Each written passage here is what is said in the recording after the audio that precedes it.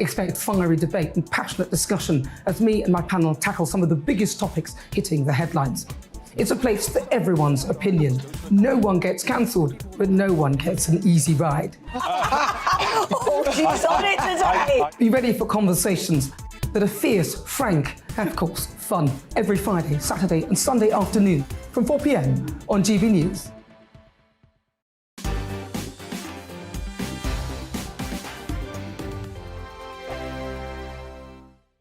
We are GB News. We're right across this great nation. On TV. On radio. On digital. Absolutely everywhere. We don't talk down to you. We embrace all voices with honest and civilised conversation. We are not part of the establishment. We're one of you. And we're only getting started. Join us on GB News, The People's Channel. Britain's news channel.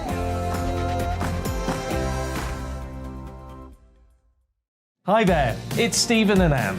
At breakfast from 6 a.m, you'll always be caught up with everything you need to know.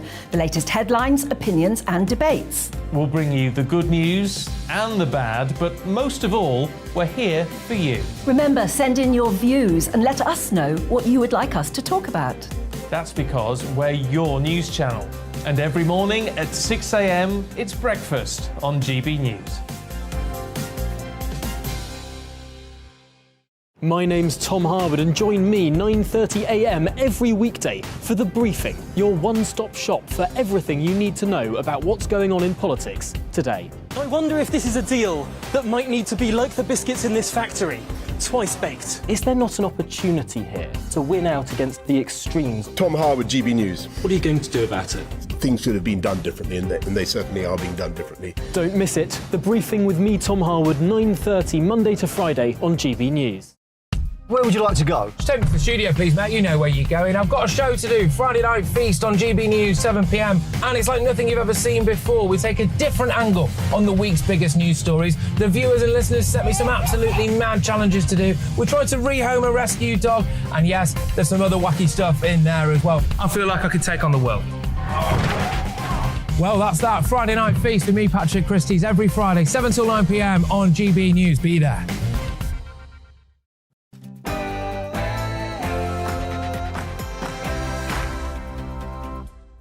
It's precisely 11 o'clock. I'm Mark Dolan, and it's time for Headliners, a first look at tomorrow's papers in the company of two top comedians tonight, the brilliant Diane Spencer and the marvellous Nick Dixon. Marvellous, brackets, and annoying. Big stories, big opinions, and a few laughs along the way. But first, the headlines with Bethany.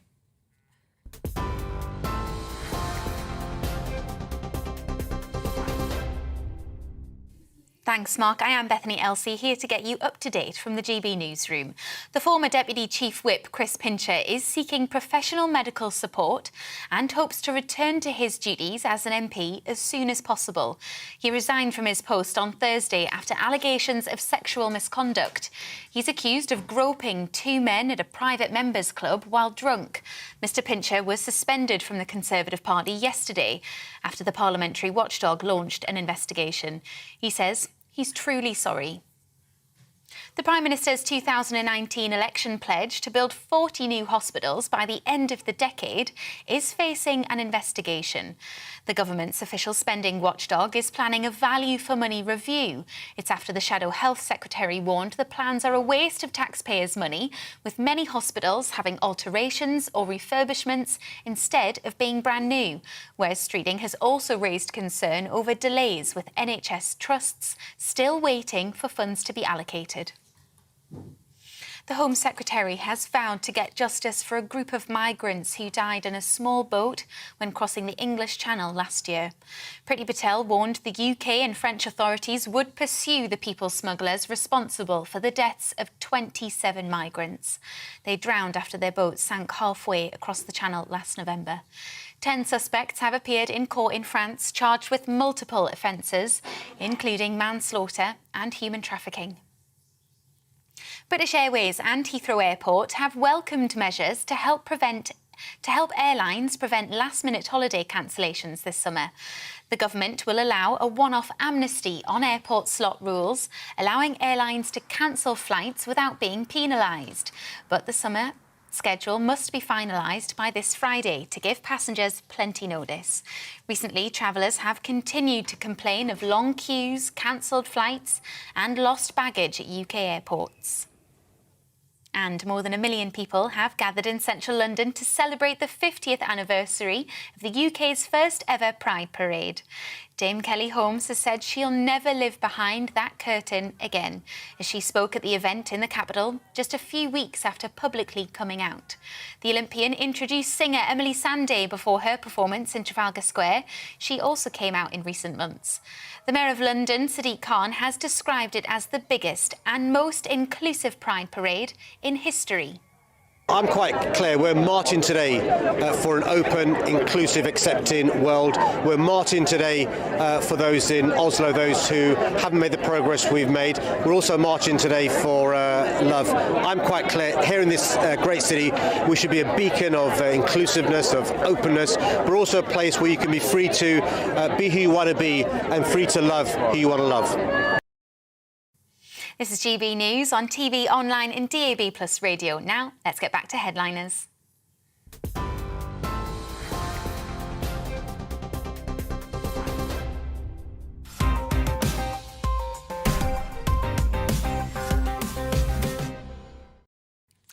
Hello, I'm Mark Dolan, and this is Headliners, a first look at tomorrow's papers in the company, as always, of two top comedians. This evening, the award-winning Diane Spencer, and we hope one day he'll win an award, Nick Dixon. Lots to get through, and let us start with tomorrow's papers. And this is the Sunday Telegraph, who are leading with PM turned blind eye to sex pest warnings. Fresh allegations emerge as it's revealed the whip quit in disgust over Pincher's role.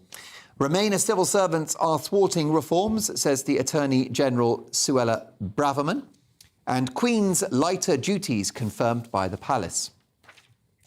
Independent next, thousands marched for Pride, flying the colour fabulously in central London yesterday on the 50th anniversary of the Gay Rights Parade. Also an exclusive from their writer Anna Isaac, Tory MP claims he was groped twice by Pincher. A Conservative MP has spoken anonymously to The Independent, and he claims he was targeted twice by Mr. Pincher, first in December 2021 and again last month. The Observer next, proud to be back. More photos of the Pride celebrations in London. Johnson faces official probe on plan for 40 new hospitals. The government's official spending watchdog is to launch an inquiry into Boris Johnson's claim that 40 new hospitals will be built by 2030 as concerns grow in Whitehall that the pledge is unaffordable and has been greatly oversold to the public. Sunday Mirror, Pestminster exclusive. Boris missed chances to probe Pincher. PM was warned twice of concerns about the Deputy Chief Whip. 6 more alleged victims of Tory sex abuse revealed. Sunday Times, I was furious and shell-shocked, says man groped by Pincher. Prince's honour for tycoon who bailed out his failed eco-village. Prince Charles there mired in more sleaze scandal. Sunday Express. Boris told we need tax cuts now. A cabinet battle is underway with ministers urging Boris Johnson and Rishi Sunak to cut taxes now rather than wait until the next election. And last but not least, the Daily Star Sunday. Stop washing warning as bikini summer set to bring water shortages. Let's get hot and dirty. Britons will soon be getting in a sweat with 35-degree centigrade scorchers on the way, but we'll be told to wash and do the laundry less often to prevent water shortages. Full steamy ahead, say the Daily Star, and those are your front pages.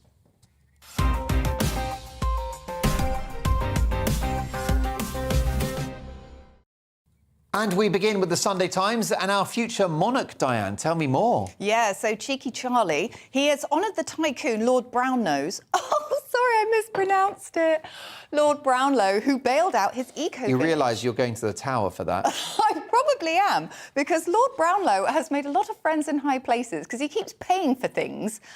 He offered to pay for Boris Johnson's treehouse for his son. He has offered to pay for all sorts of things for Boris Johnson.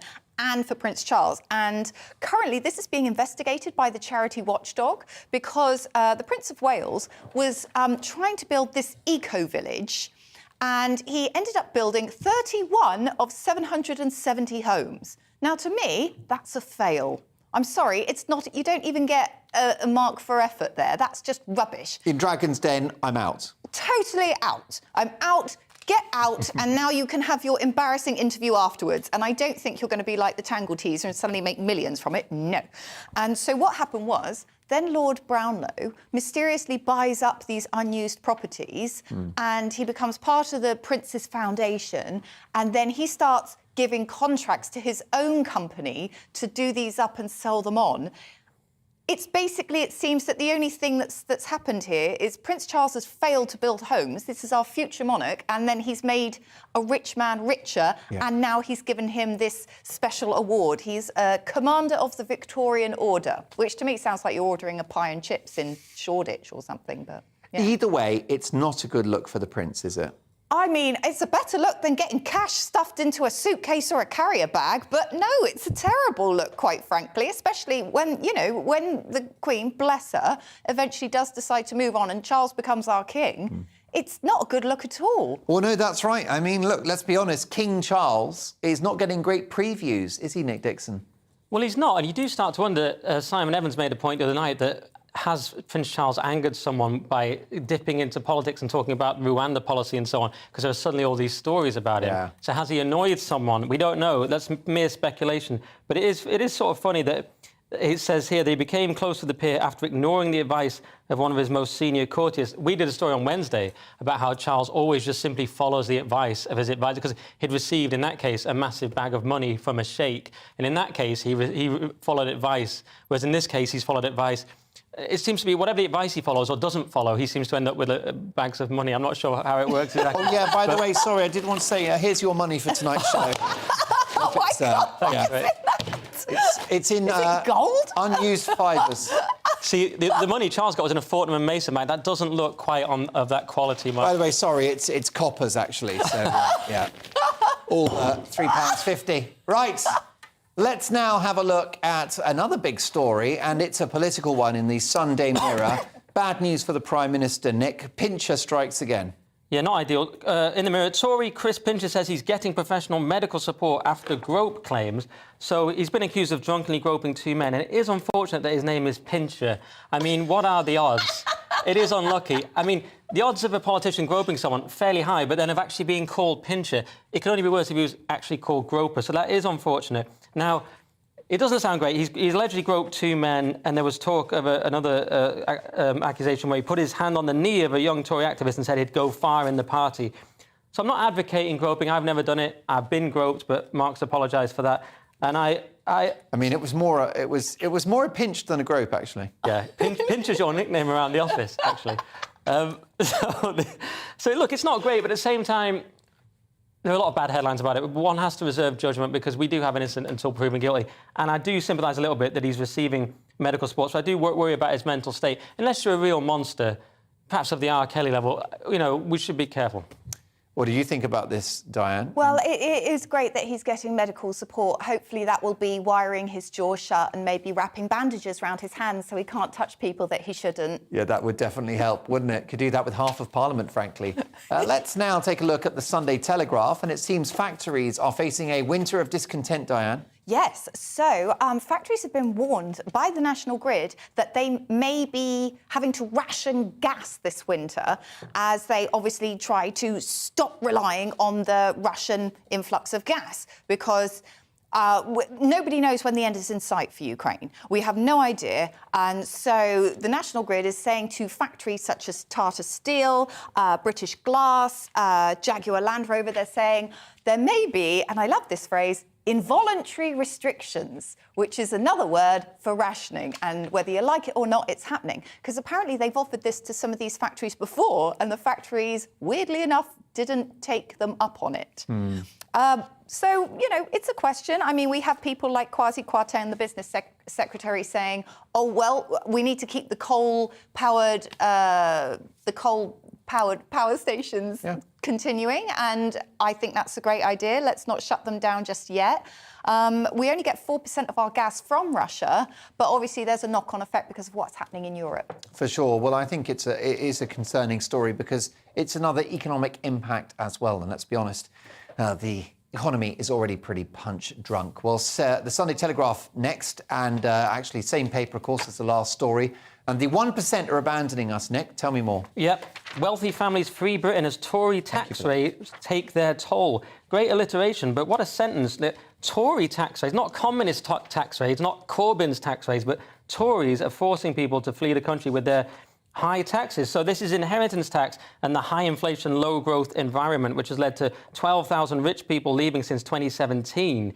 People are blaming the dodgy economy, rising taxes, and of course Brexit's been thrown in there because of the migration rules. So I don't know if we've got a chart. Apparently we've got a chart about where people are leaving to and from, which has just been shown to me. It's amazing, really. People are leaving Russia, as you might expect. They're leaving the UK. They're going to Switzerland, which doesn't really surprise me. For some reason, they're going to Australia. They must like being shut in their houses by a tyrannical government, and New Zealand, but they're going to Singapore, which won't surprise anyone. But yeah, this is the thing. We've got this problem with inheritance tax, and because Sunak has frozen the income and inheritance tax thresholds for 4 years, this means a lot more people enter that threshold, and it's quite a punitive tax for just having a house. It's a bit of a commie policy. So yeah, it's disappointing because, and it's quite interesting stat here. I'll just end on. It estimates that the top 0.1%. This is a YouGov poll. And we know they're always reliable. Is it? Anyway, it's some sort of poll. It's the Institute for Fiscal Studies. And they're saying the top 0.1% pay at least 10% of all income tax, while the highest 1% account for about a third. And yet, a YouGov poll, this is the YouGov poll, says that 62% of British people believe the rich are not paying enough in tax, which could just be general discontent, but it could be because big tech companies don't pay tax.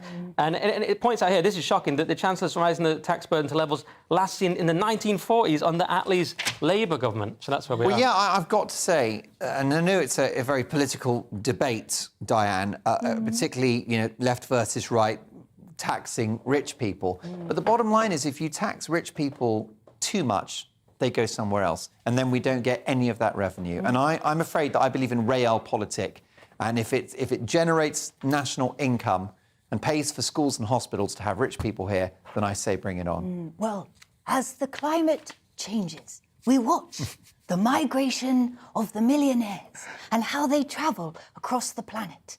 And as the economic climate evolves, perhaps we will understand these elusive creatures. And elusive is what they are. By the way, that was remarkable. So Attenborough was just sat there. I was pinching myself.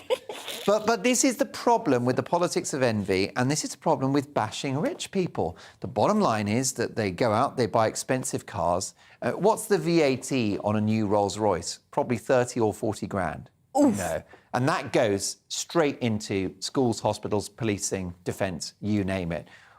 We need rich people, Diane. We need their money, especially now. Well, also, if we don't have rich people, then everything sort of shifts down a bit, and then we've got a new selection of rich people and a new selection of poor people, and everything sort of changes. And if we lose all our millionaires, like you said, then that is big chunks of tax that we are missing. So we kind of need to sort of tempt them back so that they can pay the large chunks of tax, which, as you say, will go into the hospitals. Yeah, because look, I mean, there is a closet lefty lurking within me in the sense that I'm not delighted we live in a world where there are very rich people and very poor people. No.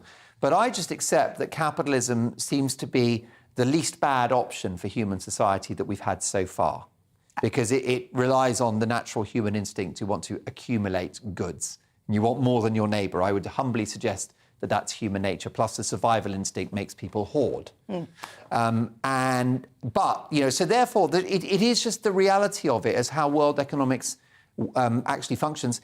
And rich people are mobile. That's the point, isn't it? And we're seeing that in this diagram. Definitely. I mean, what I've learnt from this is that Australia is about to get a hell of a lot more yachts. Yeah. Sounds like it. Funny how Australia's become much more popular since they cancelled Neighbours. What if we got rid of EastEnders? Would that bring the billionaires back? Oh, my gosh, should we try it? Can we do that? Just a thought, asking for a friend. How about this other story which has caught my eye, and it's the Mail on Sunday. Intergenerational mortgages. Diane, what's going on? So families could be offered mortgages of 50 years, which they can then pass to their children. So the idea is that instead of kind of buying a smaller house with a smaller mortgage that you can afford and you can pay off and then you own it, the idea is that you go, let us go for our dream house now, and you get this mortgage. Do you have to sing? Is singing part of it? I think it is. I'm pretty sure it's in the small print. Bursting into song, dancing in the fountain. I mean, it's your dream home, right? So it has to happen as the sun is rising. Like in a Disney movie or something. Oh my gosh, definitely. There's all these clauses. And then once you've got your dream home, you just have a longer mortgage, so sort of 50 years long. Now, the idea is that you sort of pay it off with small amounts, and if you happen to die, your children inherit the dream home with the mortgage. Now, I can kind of see the theory here, but my parents' dream home is different to what my dream home is. And there's always a chance with the way that the prices are going that you could inherit a massive house with a massive mortgage, which you can't pay. And brown carpet. Oh my God, can you imagine? Pistachio toilet. Yeah. And you know what? Carpet in the loo. I grew up with carpet in the loo. Wow. And you can only imagine how much... The horrors you've seen. Well, just think of the human deposits that have gathered on that. That was the 70s and 80s, carpet in the loo. I must admit, I did see somebody put on Instagram they had knitted a toilet seat cover. I was like, no, that's... They used to be all the rage. They're nice and warm, aren't they? Oh, no. When was the last time you saw a carpeted bathroom? Yeah, we used to have them. That's not that weird. Yeah, but you lived in a hotel, Nick. Well, yeah, and I'm from the north. Things were different. Can I just say one thing on this story? I saw a very interesting meme. Have you ever seen that meme with the guy in the boardroom and he's shouting at his lower people and then he kicks one of them out of the window? Have you ever seen that meme? No. Oh, no. Well, many of the viewers will have. And it was Boris saying, we need to make housing affordable. One person said intergenerational mortgages. The next person said taxpayer-subsidised mortgages. And the third person said control immigration. And he got kicked out the window. So I'm just saying, it's just an interesting satire on the fact that what might actually help the housing problem, you know, rather than coming up with all these crazy ideas. Some people are saying it's just we've got too many people in the country. I'm not saying that, of course, but some people may say that. You're entitled to take that view. Can I just say, the only problem with this is that, of course, the bank then owns your children as well. As Graham Taylor has pointed out, not the deceased England manager, but a mortgage broker for Hudson Rose, he says it seems like a good idea, but the problem is the loan might not be affordable for all. It needs to be affordable for the original applicants and the children who inherit it. So otherwise they risk inheriting a liability they're unable to manage. Yeah, too right. It sounds like a sticking plaster solution to me, but I'm sure that will be further debated in the weeks and months to come. Well, that's it for part one. In the merest blink of an eye, we shall be discussing why a generation turned its back on the bra, including me. I feel so loose tonight. Whether short men are inherently evil, Nick Dixon, and whether you can be working class and enjoy the opera. See you shortly. Not even sure.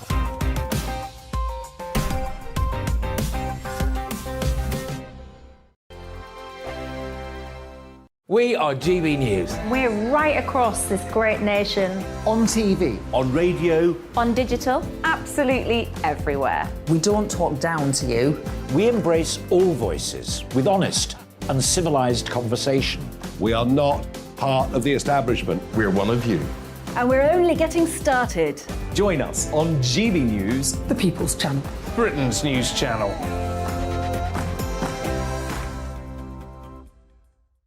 Hi there, it's Stephen and Anne.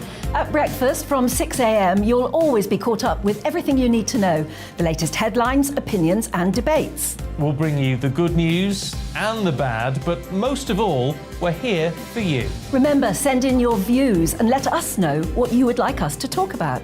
That's because we're your news channel. And every morning at 6 a.m, it's breakfast on GB News.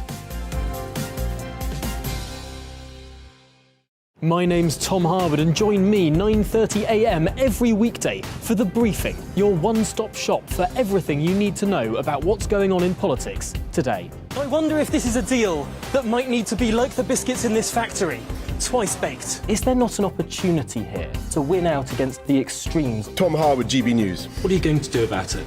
things should have been done differently, and they certainly are being done differently. Don't miss it. The Briefing with me, Tom Harwood, 9:30 Monday to Friday on GB News.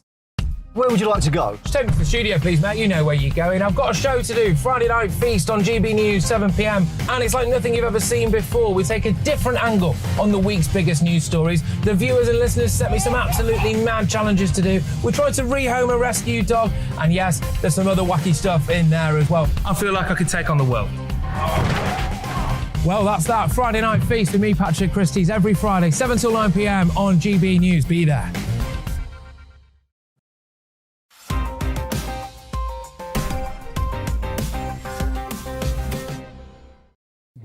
I'm Mark Dolan, and this is Headliners, a first look at tomorrow's papers in the company of two top comedians. This evening, the incredibly talented, warm and kind Diane Spencer and Nick Dixon.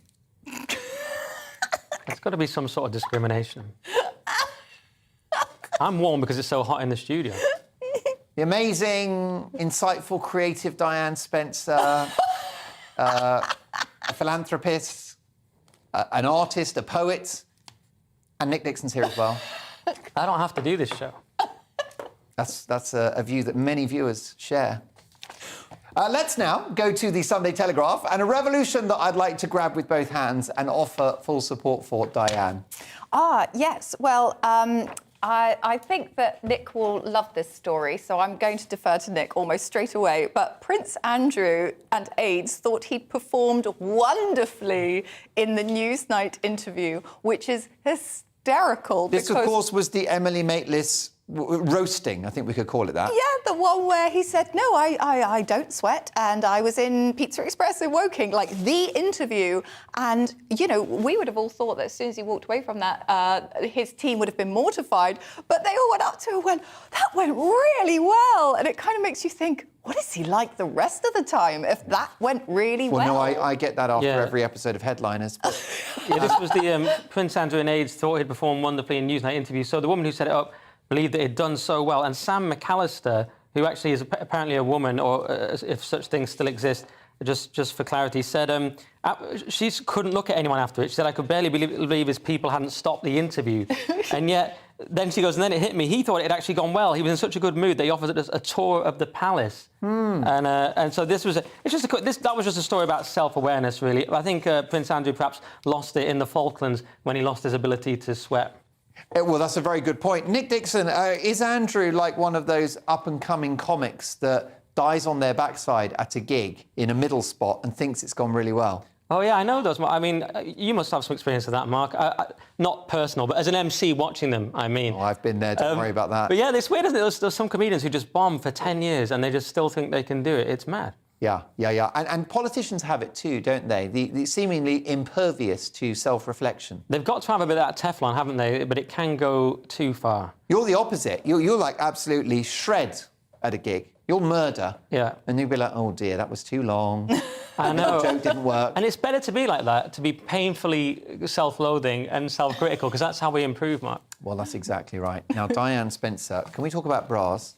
Yes, we can. So bear in mind, this is a Sunday article, you know, so it's more of a thought piece. So it's why a generation has turned its back on the bra. You see, obviously, the younger generation are not that interested in the mamouflage that one would wear these days. You have the older ladies who regularly don the over-the-shoulder boulder holder. But the younger generation, they've decided that the rack pack? We'll go with rack pack. The rack pack is not for them. I saw that in the West End. What talented singers they are. The rack pack is not for them. They've decided that the balloon cocoons are something that they can put on or take off, but it means obviously there's a knock-on effect because obviously, for example, in 2011, you had the Canadian policeman say, if you don't want to be victimised, don't dress like a slut. And then that led to the slut walks, where the women walk through the streets wearing their bras, saying, well, you know, I shouldn't be a victim for what I wear. And I think that this article is trying to point out that older women will be saying, look, you need to wear a bra because your nipples are on display, my darling, and it might send out a message. Whereas the younger women are saying, if I don't want to wear a bra, I'm not going to, and I shouldn't have to change what I'm doing because it's not my fault. I'm not the victim. We're not victim blaming. I don't think I'm making myself Well, totally no, definitely. clear. Basically, a woman is not being sexual by wearing items of clothing that do not cover her anatomy. Like, as you say, it's not an camouflage, as you invitation. call it, because that's partly the function of a bra, especially a padded bra, is to more or less hide a woman's shape, right? To hide her form. It's certainly to alter the form, and it can make your clothes look better. It can reduce backache. Like there's actually a whole heap of reasons to wear a bra, and it stops you getting saggy boobs because the skin can stretch, Oh, is and that can right? be quite painful. Oh, I see. Yeah, I mean, I'm wearing a very tight TM Lewin shirt, which is bringing the nips out, which, I will be honest with you, is great for ratings. People turn on just to see them. I get mail. But, I mean, look, it's a very, very generational thing, isn't it? What's your view? Well, my view is I've always loved a bra, but I know many people who don't. And in lockdown, exacerbated that. Suddenly, there are a lot of women going on Instagram going, I am never wearing a bra again. And it's nothing to do with sort of the protests of the 1970s saying this is a patriarchal item. Oh, because they used to get burned, right, the bra? Yeah, we're going to burn our upper decker flopper stoppers. We're going to get rid of them. But this is instead just people going, no, they're not very... some people think they're not very comfortable. Personally, I find mine very comfortable. If I don't wear one, I start to get an ache, so I put one on. I think... I see. Yeah, it's interesting. Is the saggy... Is that a myth? Is that an old No, wives' tale? that is that it's called, I think, something like somis or something like that. Your breast tissue will actually sag because, obviously, there's Gravity. weight to it. Right, I see. Nick Dixon, I know you've got a lot to say on bras. Well, I think Diane's covered it very well. As you know, Mark, I'm a feminist. Covered it very well indeed. That wasn't even a pun. I was just gifted. As you know, I'm a feminist, Mark. So I say women should be allowed to wear what they want, except in the workplace where they shouldn't be at all. That's my position. Can I say that, Diane Spencer, I did work with a young woman in television maybe 15 years ago, and she came to work sans the bra, without the bra. Right. We're all professionals. Is this how you got known as Pincher? Well, I was Groper Dolan for a while. But no, what happened is that this lady, very good at her job, brilliant professional, nice person, but she just was not wearing a bra and she was wearing a very, very tight blouse. And it was enough to take your eye out, is all I'm going to say. Oh, right, OK. And yeah. This was just... there was consternation in the office and people speaking in hushed tones. Yeah. So what happened in the end, in the afternoon? And there was no harassment, or no one said anything. We were all very British about it, like, nothing to see here, bloody hell. And a female colleague, an older female colleague, who was wearing a boob hammock, said to this lady, listen, pop a cardi on because it's a bit of a revealing outfit. Right, and what did the other woman say? She said, I had no idea. She was absolutely mortified. Oh, really? She was mortified.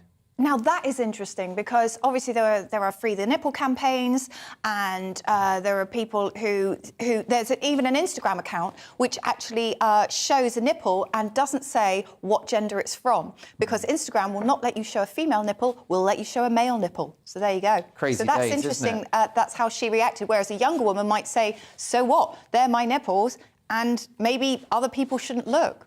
Shall we sort of the full stop to this? Yes. Women, it turns out, can wear what the hell they want.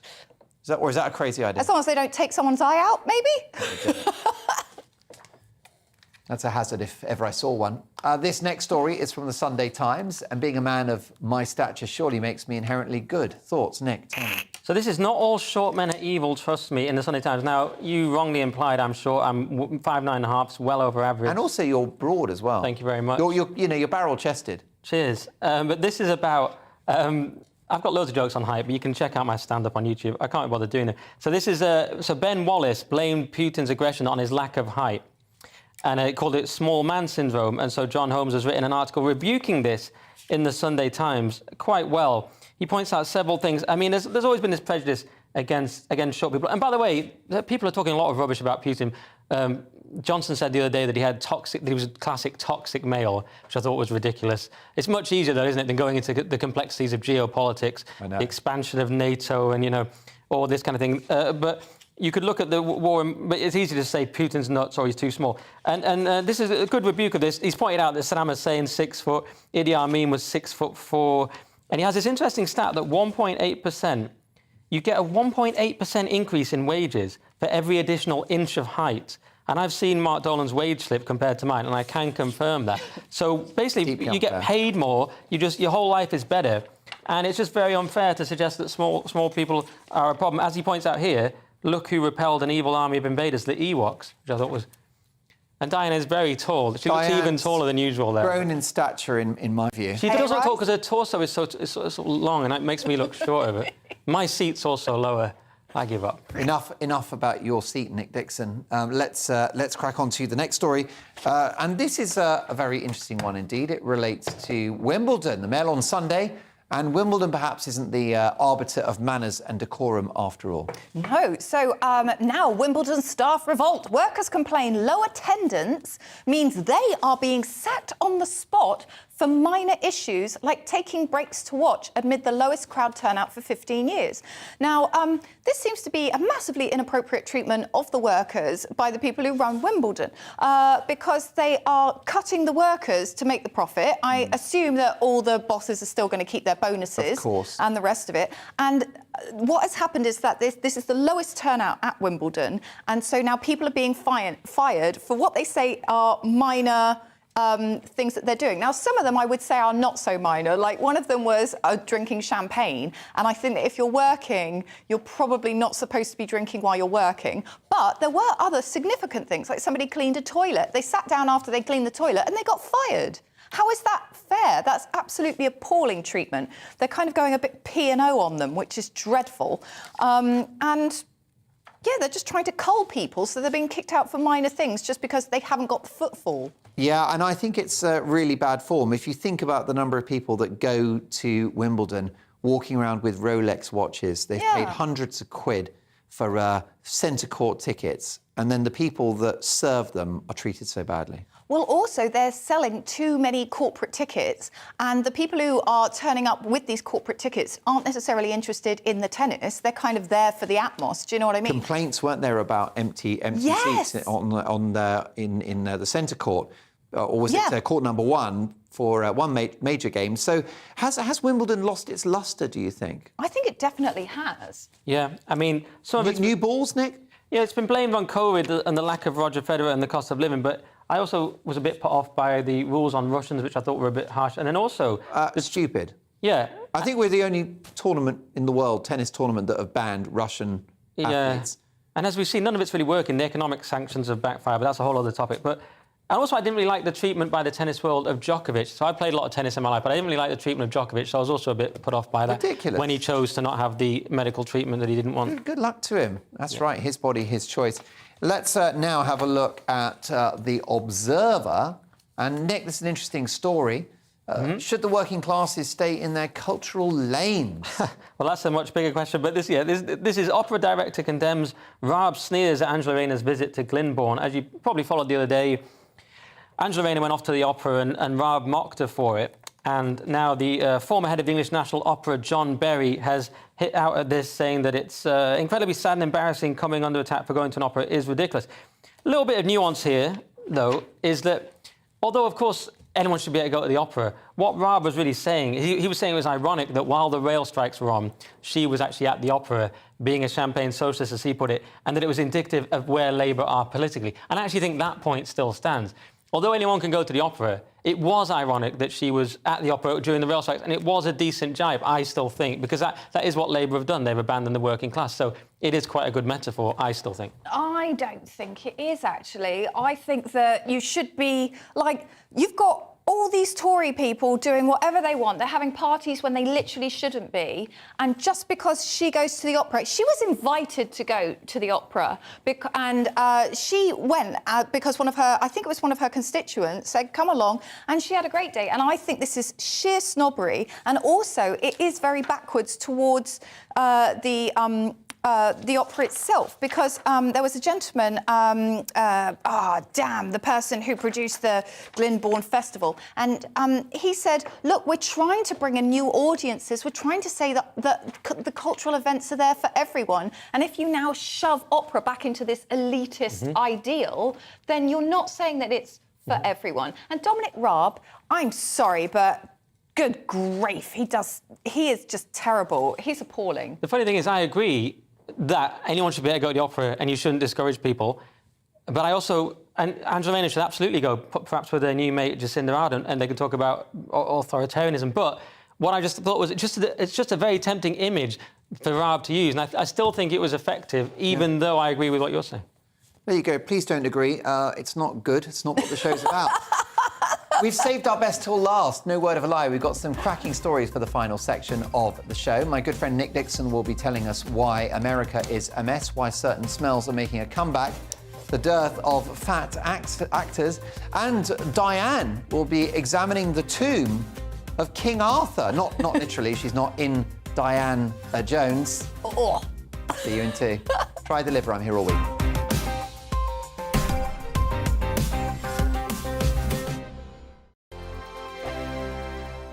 We are GB News. We're right across this great nation. On TV. On radio. On digital. Absolutely everywhere. We don't talk down to you. We embrace all voices with honest and civilised conversation. We are not part of the establishment. We're one of you. And we're only getting started. Join us on GB News, The People's Channel. Britain's news channel.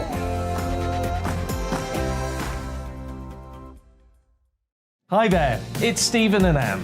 At breakfast from 6 a.m, you'll always be caught up with everything you need to know, the latest headlines, opinions and debates. We'll bring you the good news and the bad, but most of all, we're here for you. Remember, send in your views and let us know what you would like us to talk about. That's because we're your news channel. And every morning at 6 a.m, it's breakfast on GB News. My name's Tom Harwood and join me 9:30 a.m. every weekday for The Briefing, your one-stop shop for everything you need to know about what's going on in politics today. I wonder if this is a deal that might need to be like the biscuits in this factory, twice baked. Is there not an opportunity here to win out against the extremes? Tom Harwood, GB News. What are you going to do about it? Things should have been done differently, and they certainly are being done differently. Don't miss it. The Briefing with me, Tom Harwood, 9:30 Monday to Friday on GB News. Where would you like to go? Just take me to the studio, please, mate. You know where you're going. I've got a show to do. Friday Night Feast on GB News, 7 p.m. And it's like nothing you've ever seen before. We take a different angle on the week's biggest news stories. The viewers and listeners set me some absolutely mad challenges to do. We tried to rehome a rescue dog. And yes, there's some other wacky stuff in there as well. I feel like I could take on the world. Well, that's that. Friday Night Feast with me, Patrick Christie's, every Friday, 7 till 9 p.m. on GB News. Be there.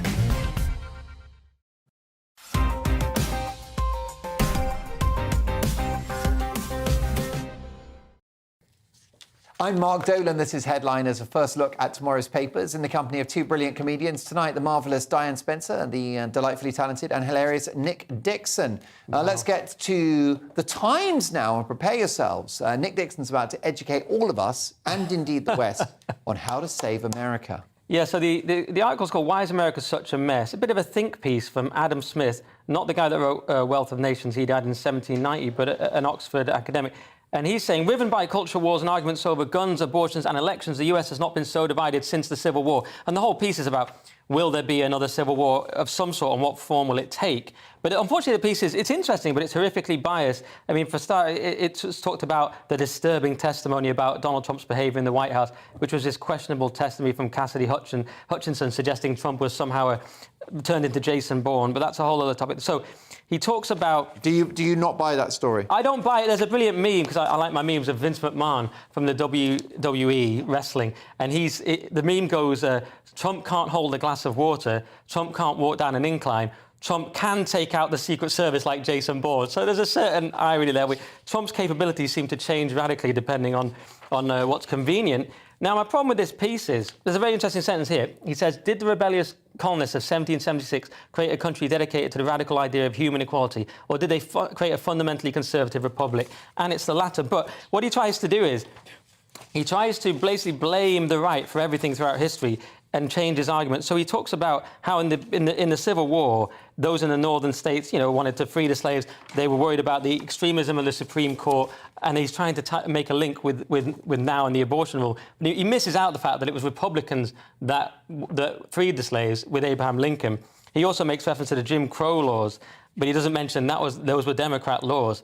So he tries to basically credit everything good to the left and everything bad to the right, because later he says it's actually a good thing that the Supreme Court would give people rights and would give the whole country rights at the federal level, while he's saying it's bad that the Supreme Court... Basically, when the Supreme Court's on the right, he doesn't like it. When it's on the left, he does like it. This came out of the article. And I'll stop here. He finally gave himself away at the end when he said, perhaps the authoritarianism that has infected the Republican Party will fade, which was a total lull to me, because look at the authoritarianism of the Democrats, especially around COVID. Look at New York, some of the strictest measures, whereas it was Republican states like Florida and Texas that, of course, had the freest states. So it's a very, very biased but interesting piece if you want to check it out, but as long as you retain some of your critical faculties.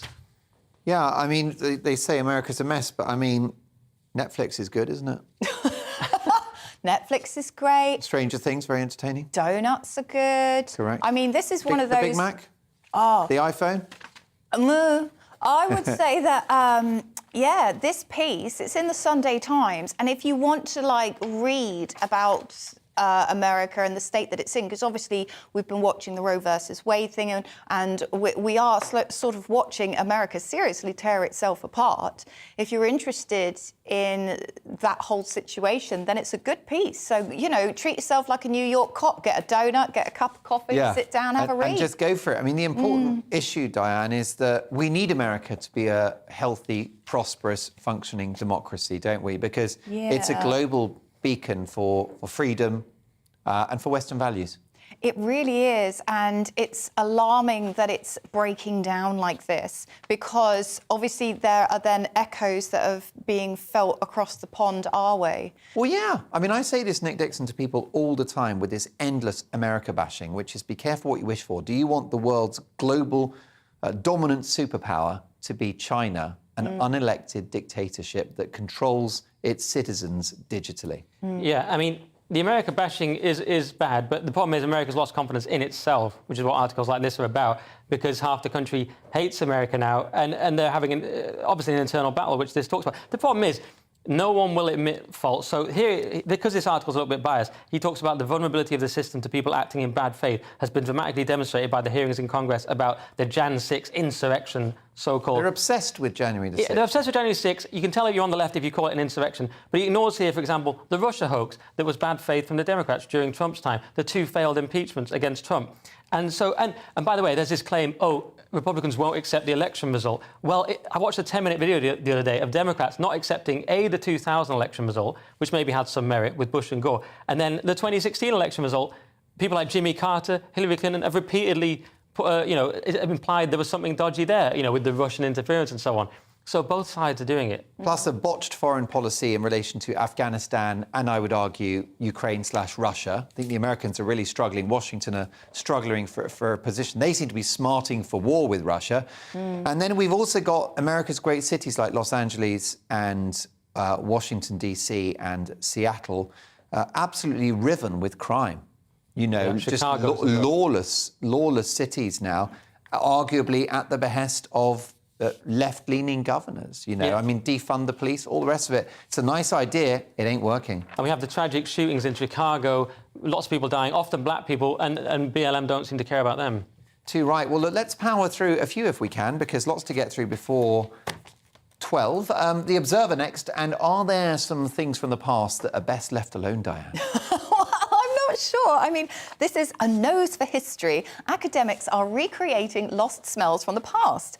So they're working under a banner, Odoropa. Europa. It's a hard word to say, I'll be honest with you.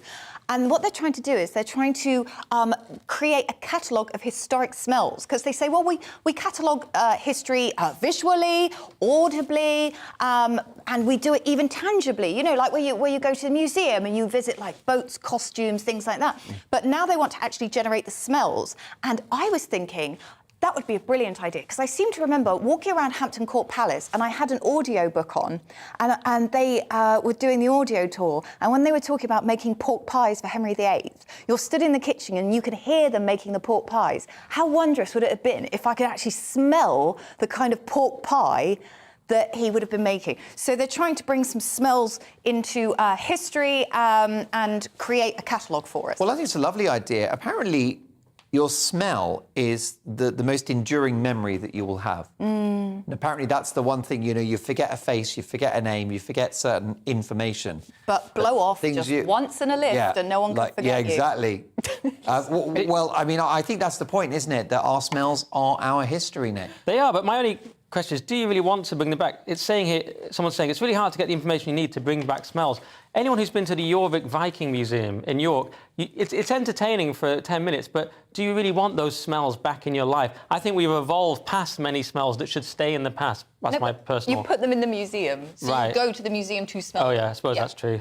But I don't know, banish all smell, that's my position. I think the whole of the 70s was just body odour, wasn't it? You do wonder. Yeah, body odour and some other clouds of vapour, I imagine. I fear, I'd say so, all that rich food.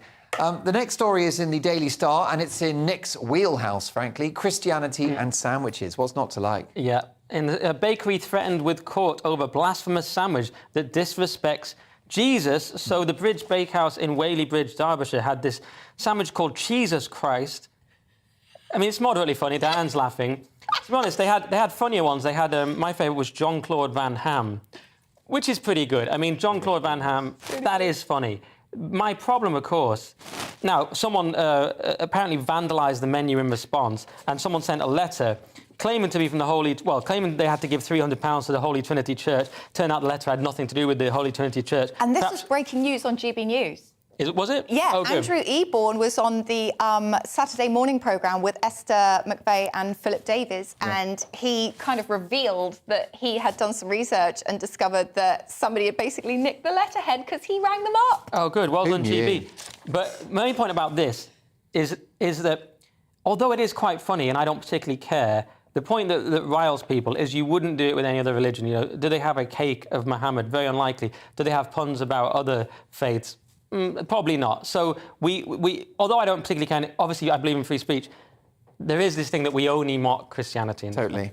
I would have a Buddha burger, you know, so it would be like a vegetarian burger. Yeah. You could have that. But that's not insulting, is it, Buddha burger? I don't think Jesus Christ is insulting. It is. It is. If you argue that it's taking the Lord's name in vain for the purpose of selling a cheese sandwich, then which is also a sort of graven image, then it is. I agree with your point, Nick, that it's just that because it's not a level playing field, that you can't have levity with other religions. Correct. Then that's when it's like, well, if everything else is off limits, why are we laughing at Jesus? And I think your argument would be, yes, let's have funny names that invoke all religions or none. Correct. Blimey. On that religious note, and it is, isn't it? It is the God's Day today, so we'll crack on. Sunday Times next, and when I think of the finest vocal supergroups ever to sing, I think of Boys to Men, obviously, personal friends of mine, En Vogue and Atomic Kitten, who are arguably better than the Beatles. I certainly don't think of Wales, unless you include the three tenors. Diane, this one's yours. So, quick-witted whales share songs across the ocean. This is absolutely amazing. Essentially, a group of whales will sort of learn a song and they'll learn all these phrases, and then other whales will sort of listen to the song and they'll go, oh, I like that, that's a good tune, I like that, let's pick that one up. And then they will learn these quite complex sequences, which are little songs, and the songs will travel literally round the globe. Yeah. So it's like a whale in Korea, sort of singing what becomes the whale version of Gangnam Style, and then all the other whales go, I like that, and it's just global spreading. And this is the first time that they've seen the sort of animals transmit information like this round the world. And what are these whale songs? Flipper on the Roof? Your Jaws Too Good to Be True? Neither of those are whales, though, Mark, are they? One's a dolphin, one's a shark. That's right. Yeah, after the show, I sort of get after the show, we'll talk about poetic license and and entertaining the nation when we can, where possible. But it's a sweet story, and who doesn't love a whale? Yeah, exactly, right? And it turns out more ingenious behaviour from these subterranean creatures. Oh, it's absolutely incredible. Yeah, remarkable stuff. OK, well, I've got plenty more to squirt out of my big hole. Let's go to the Sunday Telegraph. And a rejected Bonnie Tyler lyric, Nick, or at least it sounds like it. This show has gone downhill since I last did it. I was demonstrating my profound knowledge of submarine wildlife. You're right, of course. Great. They are mammals and they do squirt. Where have all the fat actors gone, the Sunday Telegraph asks? Of course, one answer is they've become plus-size models. I mean, but this is a strange new thing, is that we've lost the fat actors is what this piece is claiming. And what we're having to do instead is people are having to use fat suits. And it is interesting, where have they gone? Some of them have died, like John Candy and Chris Farley. But some of them, it is a strange thing, though, isn't it? You have to be gay to play a gay person, and you have to be trans to play a trans person. You have to be like a French king to play a French king. But you can be non-fat and wear a big fat suit and play a fat person. Yeah, but I think this article is wrong. Like, Melissa McCarthy is overweight and she's a brilliant comedic actress. Like, this person says, oh, where is the Hattie Jakes? There she is. She's Melissa McCarthy. She's incredible. Lizzo is acting. You've got Kevin James, James Corden. Jonah Hill was overweight. I don't know where he is right now on the scale. He kind of seems to fluctuate. But there are some overweight actors. So I didn't even recognise any of those people as overweight because I just saw them all as beautiful beings. I thought they were slim and beautiful. OK, you just completely ruined your own argument there. Well, I might have to start eating some hamburgers so I can get big in Hollywood again. First time round. Sunday Times once more, and we know there are a few ugly words that hold such negative power and cause immense suffering whenever they're uttered, and that in order to move on from them, they must be reclaimed. And that is what the French are doing in this case. I think we all know what I'm referring to. That's right, Kevin. Diane, tell me more. Oh, this story is close to my heart because my husband's name is Kevin. French. Very talented, brilliant comedian. Oh, yes. And so I'm going to pronounce it in the French way because this is about the French. French Kevins reclaim the name. Apparently, Kevins suffer from Kevinism. And that is where a Kevin is most likely to grow up in a poorer neighbourhood. A Kevin is most likely, like 30% to not get a job.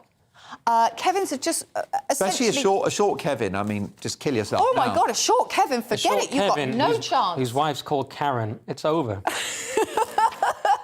So the popularity of the name, which derived from the Irish Queevin, there we go. I'm sorry, it's spelled Caoimhi with a little thing, N. That's where it came from. But we've had loads of brilliant Kevins. We've had Kevin Costner. That's it, but he was good. Others. He was good, though. He's still good. Kevin Kline. Kevin Kline. And, of course, on these shores... who? And, of course, on these shores, Kevin Keegan. I would love it. I was going to say, I would love it if you mentioned him, and you did. But the issue is that their woes have even made it into fiction. So there is a 2015 novel entitled La Revanche du Kevin, Kevin's Revenge. Oh, there you go. Yes, and he's obsessed with his name and he knows his place. But there's this idea that Kevins can't be intellectual. So in France, they're reclaiming the name. Well, yes, the Americans had Colin Powell, didn't they? Yeah. And he was like, no, it's just Colin. You call Colin.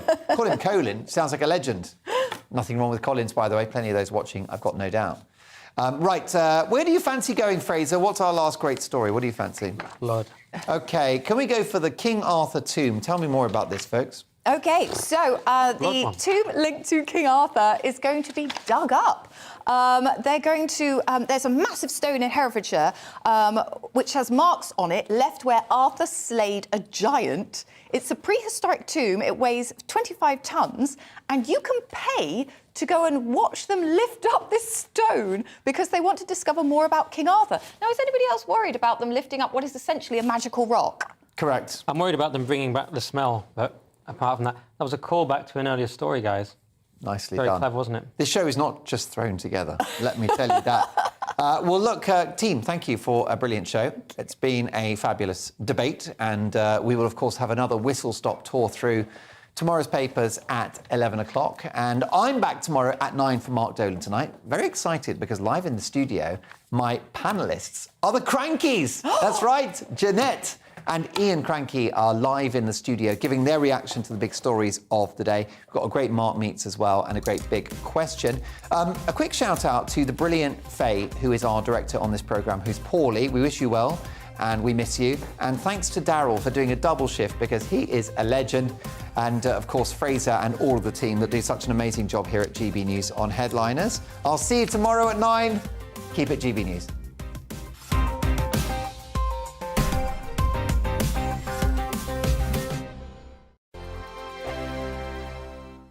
I'm Dan Wootton. Join me Monday to Thursday from 9 to 11 for the feistiest and most fun news debate on TV, where free speech reigns. I'll bring you a sharp take on the day's biggest stories, bombshell newsmaker interviews, and A-list guests.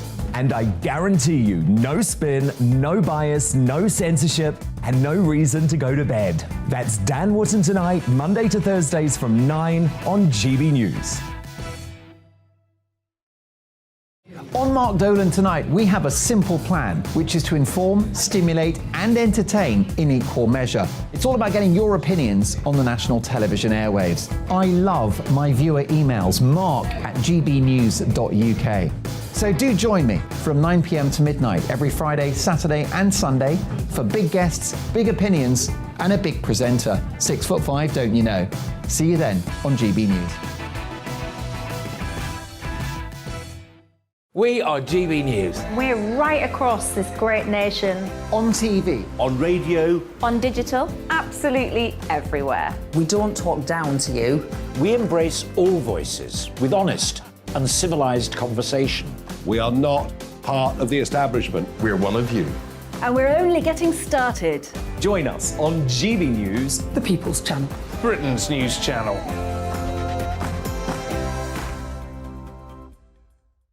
Hi there, it's Stephen and Anne.